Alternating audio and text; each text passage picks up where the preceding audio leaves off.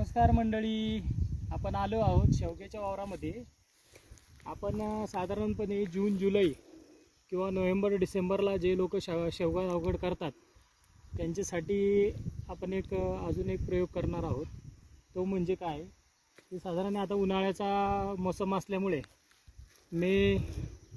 मेचा अवकाळी पाऊस किंवा फेब्रुवारी ते मेपर्यंत जो उन्हाळा असतो त्या दरम्यान कमीत कमी 15 मे ते 20 जूनच्या दरम्यान शेवग्याच्या झाडाची छाटणी करणार आहोत आणि ती केली जावी यासाठी आत्ताचा व्हिडिओ बनवणार आहोत.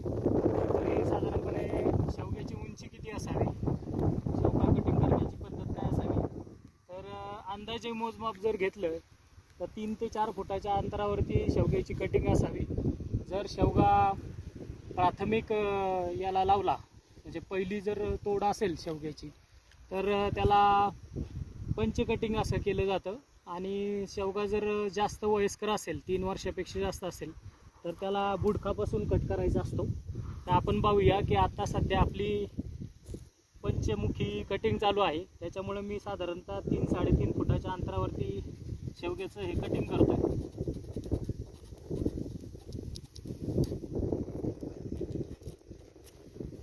अशा पद्धतीने आपण एवढा लांबीचा कवळा पाला काढू शकतो आणि तो शेळ्यांना पोषक आहे.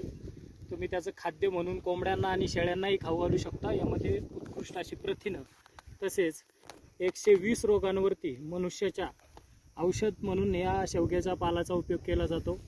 तर याला मार्केटमध्ये खूप डिमांड आहे.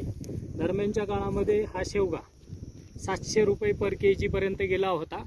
आता सहजासहजी भारतामध्ये लॉकडाऊन लागल्या कारणाने किंवा लॉकडाऊनची परिस्थिती असल्याने हा शेवगा 55 ते 50 रुपये किलो प्रति kg प्रमाणे दिला जातो.